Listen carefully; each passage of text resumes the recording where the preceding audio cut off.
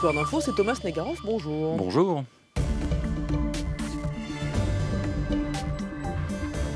Et ce qui vous inspire ce matin, Thomas, c'est ce débat sur la révision constitutionnelle, sa difficile mise en œuvre.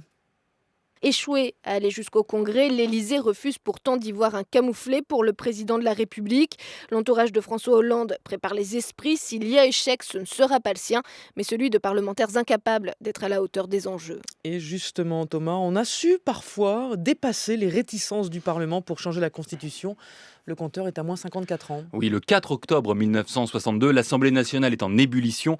À la tribune, le vieux Paul Reynaud prend la parole. Il a un message pour le général de Gaulle. Notre volonté de faire front pour la défense de la Constitution, c'est la conjuration de toutes nos traditions populaires et d'une longue tradition parlementaire.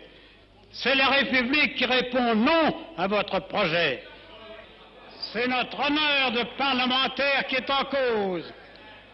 Aussi, Monsieur le Premier ministre, allez dire à l'Élysée que notre admiration pour le passé est intacte, mais que cette Assemblée n'est pas assez dégénérée pour renier la République. Oula, dégénéré. En cause, en tout cas, l'élection du président de la République au suffrage universel direct. Oui, le général de Gaulle l'a annoncé à la télévision 3 semaines plus tôt.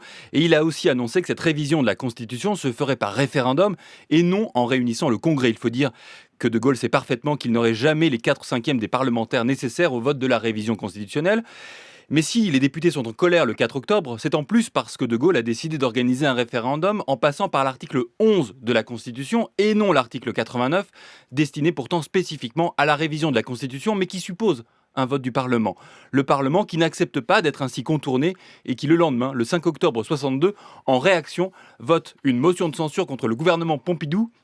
C'est à ce jour la première de la Ve République et la seule de la Ve République donc. Et comment réagit De Gaulle alors ? La réponse, elle est donnée depuis l'Élysée. La présidence de la République communique.